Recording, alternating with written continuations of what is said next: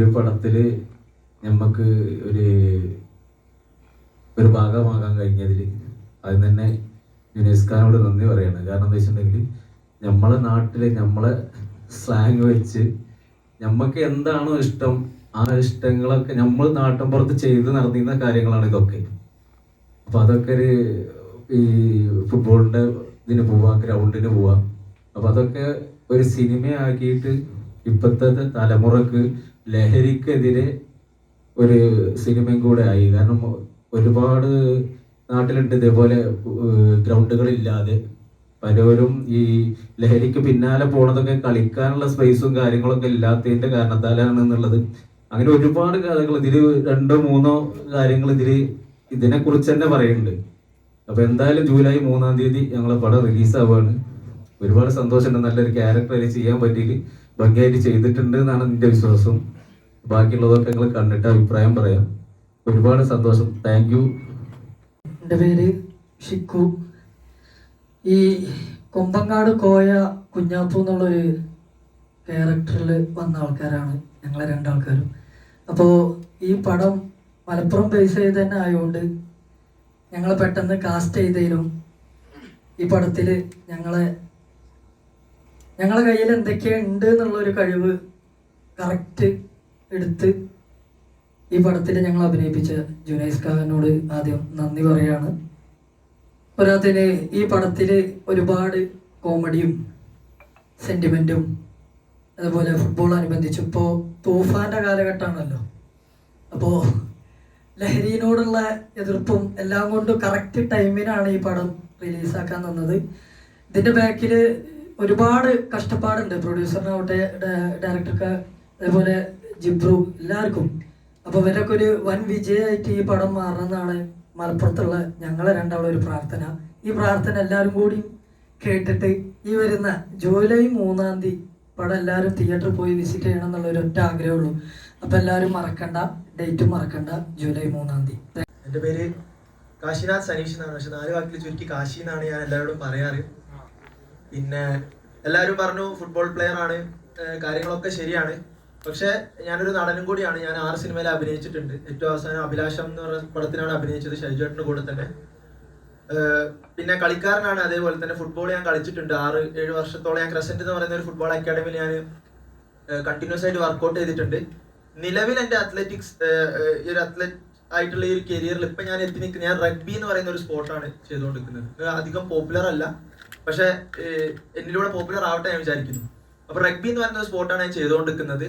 അതിൽ തന്നെ ഹിസ്റ്റോറിക്കലായിട്ട് പറയുകയാണെങ്കിൽ കേരളത്തിൽ നിന്ന് ആദ്യമായിട്ട് റഗ്ബി ഇന്ത്യൻ ടീമും കളിക്കുന്ന ഒരു വ്യക്തിയാണ് ഞാൻ. അങ്ങനെ ഒരു ഭാഗ്യം എനിക്ക് ലഭിച്ചു. പിന്നെ സിനിമയിലേക്ക് വരുന്ന സമയത്ത് ഞാൻ എപ്പോഴും എനിക്കുള്ള ഒരു പ്രശ്നമാണോ എന്ന് അറിയില്ല, കളിക്കാൻ പോകുന്ന സമയത്ത് ഒരാൾ വന്ന് സിനിമാ നാടകം വിളിച്ചാൽ എനിക്ക് ഇഷ്ടമല്ല. അതേപോലെ തന്നെ അഭിനയിക്കുന്ന സമയത്ത് ഒരാൾ വന്ന് കളിക്കാരാ വിളിച്ചാൽ എനിക്ക് അങ്ങനെ വിളിച്ചു കഴിഞ്ഞാൽ എനിക്കൊരു പ്രശ്നമാണ്. പക്ഷെ ഈ സിനിമയില് കുഴപ്പമില്ല, കാരണം രണ്ടും ഉണ്ട്, കളിയുണ്ട് അതേപോലെ തന്നെ അഭിനയമുണ്ട്. പിന്നെ എനിക്ക് കൂടുതൽ പറയാനുള്ളത്, ഞാൻ ക്യാരക്ടറിലേക്ക് വരാം. ഞാൻ തൊത്തു എന്ന് പറഞ്ഞൊരു കഥാപാത്രമാണ് ചെയ്തത്. നല്ലൊരു പേരാണ് തൊത്തു. അപ്പം തൊത്തുവിനെ പറ്റി പറയുകയാണെങ്കിൽ ഫുട്ബോൾ ഒരുപാട് നെഞ്ചോട് ചേർക്കുന്ന ഒരാളാണ്. സിനിമ കണ്ടിട്ടുണ്ടെങ്കിൽ മനസ്സിലാവും അദ്ദേഹത്തിന്റെ ടാലന്റും കാര്യങ്ങളും, അദ്ദേഹം പഠിച്ച സ്കിൽസും. പിന്നെ കുറെ ആൾക്കാരോട് ചോദിച്ചു ഈ സ്കില്ലൊക്കെ എപ്പം പഠിച്ചെടുത്താണ്, ഒരാട്ടം ചോദിച്ചാൽ എത്ര ദിവസം കൊണ്ട് പഠിച്ചെടുത്താണ്. ദിവസങ്ങൾ മാസങ്ങളൊന്നും ഇല്ല, ഞാൻ ലോക്ക്ഡൌൺ സമയത്ത് പഠിച്ചെടുത്താണ് സത്യം പറഞ്ഞാല്. പിന്നെ ഇപ്പൊ ഏകദേശം എനിക്ക് തോന്നുന്നു 6-7 വർഷമായി. ഇതുവരെ അത് എനിക്ക് ഉപയോഗപ്പെട്ടില്ല, പക്ഷെ ഈ സിനിമ എനിക്ക് ഉപയോഗപ്പെട്ടു. അപ്പൊ എനിക്ക് തോന്നുന്നു നമ്മൾ മനസ്സിലാക്കേണ്ട ഒരു കാര്യം, എന്ത് സാധനം എപ്പം പഠിച്ചു വെച്ചാലും അത് എന്തെങ്കിലുമൊക്കെ ഉപയോഗപ്പെടും. അത്ര തന്നെ പറയാനുണ്ട്. സ്വന്തം കുടുംബം പോലും ഇറങ്ങിത്തിരിക്കുന്നവരെ കണ്ടിട്ടുണ്ട്. പക്ഷെ റിയാലിറ്റിയിലേക്ക് വരുമ്പോഴും പലപ്പോഴും അങ്ങനെ പോസിബിൾ അല്ല. എത്രത്തോളം റിലേറ്റബിൾ ആയിരുന്നു ഇതിന്റെ കഥാപാത്രം? ഉണ്ട്, റിലേറ്റ് ചെയ്യാൻ പറ്റുന്ന ക്യാരക്ടേഴ്സ് എൻ്റെ നാട്ടിലുണ്ട് ഒരുപാട്.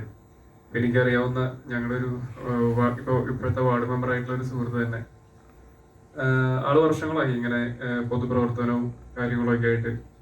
അപ്പൊ ആളുടെ വീട്ടില് ചെയ്യുന്നതിനേക്കാളും കൂടുതൽ ആള് മറ്റുള്ളവർക്ക് സഹായിക്കുക, അങ്ങനെ പരിപാടികളായിട്ട് ഇങ്ങനെ നടക്കില്ല.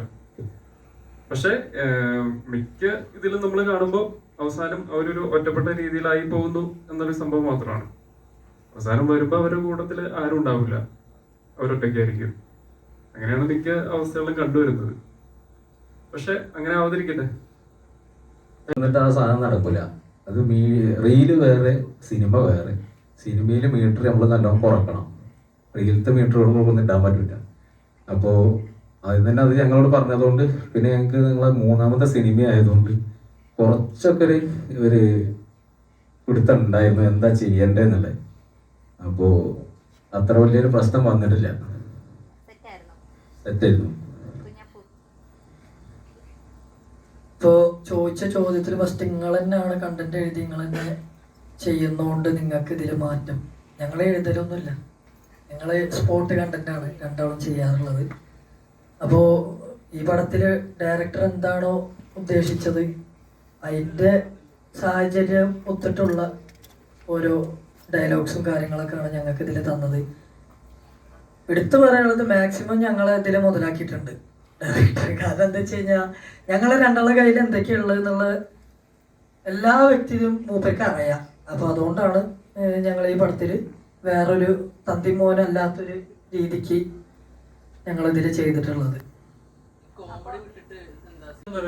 മിനി സ്ക്രീൻ ഉള്ളവർക്ക് ബിഗ് സ്ക്രീനിലേക്ക് ചാൻസസ് വളരെ കുറവാണ് കിട്ടുന്നത്. അവര് സ്ട്രഗ്ലിംഗ് ആണ്. അപ്പൊ അവർ ഓൾറെഡി എക്സ്പീരിയൻസ്ഡ് ആണെന്ന് പറഞ്ഞാൽ പോലും അവര് ഫേസ് ചെയ്യുന്ന ഒരു സ്ട്രഗ്ലിംഗ് ഉണ്ട്. അല്ലെങ്കിൽ പലപ്പോഴും വരുന്ന ഓവർ ആക്ടിംഗ് ആണ്, അല്ലെങ്കിൽ ഇച്ചിലൂടെ അവര് ചെയ്യുന്ന രീതി ശരിയല്ല. അപ്പൊ എല്ലാവരും ആക്ടിങ് തന്നെയാണ് ചെയ്യുന്നത്. അപ്പൊ എപ്പോഴെങ്കിലും അങ്ങനെ ഒരു സ്ട്രഗ്ലിംഗ് ഫേസ് ചെയ്യേണ്ടി വന്നിട്ടുണ്ടോ?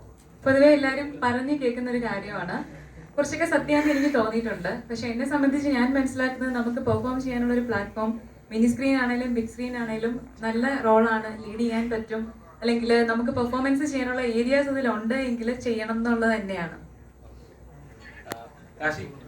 എന്റെ അമ്മ ഒരു ഫുട്ബോൾ പ്ലെയർ ആയിരുന്നു.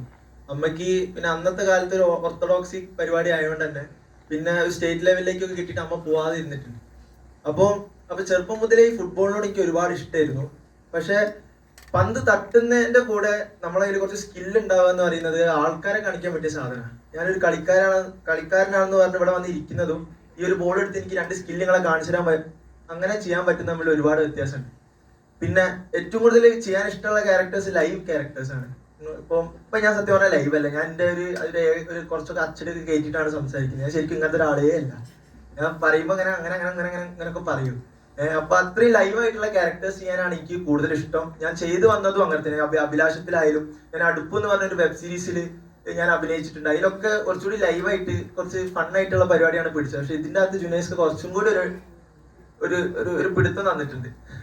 അപ്പം അങ്ങനത്തെ ക്യാരക്ടേഴ്സ് ചെയ്യാനാണ് എനിക്ക് കൂടുതൽ ഇഷ്ടം. ലൈവായിട്ട് നല്ല കൂടെ നിന്ന് നല്ല എനർജി ആയിട്ടുള്ള ക്യാരക്ടേഴ്സ് ചെയ്യാനാണ് എനിക്ക് ഇഷ്ടം. പക്ഷെ ഏത് ക്യാരക്ടറും ചെയ്യാൻ തയ്യാറാണ്. ആ ഒരു പേഴ്സൺ നല്ല ഒരു പോസിറ്റീവ് വൈബായിരുന്നു ഇത് ചെയ്തുകൊണ്ടിരുന്നപ്പോൾ തന്നെ. നല്ല ഇഷ്ടപ്പെട്ട് ചെയ്തൊരു ക്യാരക്ടറായിരുന്നു. എല്ലാവർക്കും ഏറ്റവും വലിയ കട്ടൗട്ടുകൾ ഒക്കെ നമ്മളാണ് ചെയ്യുന്നത്. അപ്പോൾ നമുക്ക് ഈ ആഘോഷങ്ങളും ആവേശങ്ങളും മാത്രം മതിയോ? നമുക്ക് ആക്ഷൻസ് വേണ്ടേ? നമ്മുടെ കുട്ടികളും നാളെ ലോകത്തിൽ കളിക്കണ്ടേ എന്നുള്ളതൊക്കെയാണ് സിനിമ മുന്നോട്ട് വെക്കുന്നത്. സിനിമ അതിനുകൂടി വേണ്ടിയിട്ടുള്ളതാണ്. അതുകൊണ്ടാണ് സിനിമ സ്ക്രീനിലല്ല ക്ലൈമാക്സ്, സിനിമയുടെ ക്ലൈമാക്സ് റിയൽ ലൈഫിലാണ്. അതങ്ങനെ സംഭവിക്കട്ടെ എന്നുള്ളതാണ്. അങ്ങനെ ആണെങ്കിൽ അതൊരു ചരിത്രമാകും. ഇതിന്റെ പിന്നിൽ പ്രവർത്തിച്ചവരൊക്കെ ചരിത്രമാകും. പിന്നെ പ്രവർത്തിച്ചത് മാത്രമല്ല, ഈ സിനിമ കണ്ടവരൊക്കെ ആ ചരിത്രത്തിന്റെ ഭാഗമാണ്. പോയെന്ന് വിചാരിച്ചത് മലയാളത്തില് ഒരുപാട് സിനിമകൾ നിങ്ങൾ രണ്ടുപേരും ചെയ്യണമെന്നാണ് ആഗ്രഹം. കാരണം ഇതിലെ ലവ് സ്റ്റോറി അതിമനോഹരമാണ്. അതിലെ പാട്ടുകളാണെങ്കിലും ഗോപി സുന്ദർ അല്ലേ ഇതിന്റെ മ്യൂസിക് ചെയ്തേക്കണം, അടിപൊളിയായിട്ടുണ്ട്.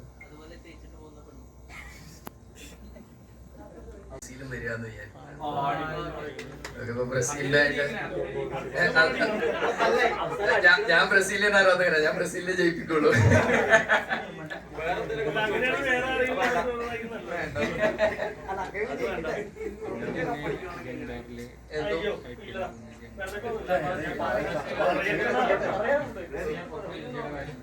ഇന്ത്യ അടിച്ചോളും. ഇന്ത്യ പയ്യെ നമ്മൾ കളിക്കും, നമ്മൾ വളരും, നമ്മൾ എല്ലാ മേഖലയിലും വളരുന്നത് പോലെ. അതുകൊണ്ട് നമുക്ക് ആ ടോപ്പിക് അതുപോലെ തന്നെ ഷിഫ്റ്റ് ചെയ്ത് ഇന്ത്യയിലേക്ക് കൊണ്ടുവരാം. റോബിൻ സിംഗ് നല്ലൊരു പാസുമായി എന്തായാലും മുന്നിലേക്ക് നല്ലൊരു മുന്നേറ്റം തന്നെയാണ് സഹൽ അബ്ദുൾ സമദിലേക്ക് കൊടുക്കുന്നത്. ആൻഡ് നല്ലൊരു മുകളിൽ അവിടെ പെനാൽറ്റി ഏരിയയിലേക്ക്. And that's A goal. ഒരുപാട് വർഷത്തെ കാത്തിരിപ്പുമായി ചരിത്രമുറങ്ങുന്ന ഇന്ത്യൻ ഫുട്ബോൾ ഭാരത ഫുട്ബോൾ മണ്ണിലേക്ക് ഒരു മികവുറ്റ വിജയവുമായി ലോക ഫുട്ബോളിന്റെ കനക കിരീടം വീണ്ടും ഒരിക്കൽ കൂടി നമ്മൾ ഏറ്റുവാങ്ങുകയാണ് ഇന്ത്യൻ ഫുട്ബോൾ ടീം.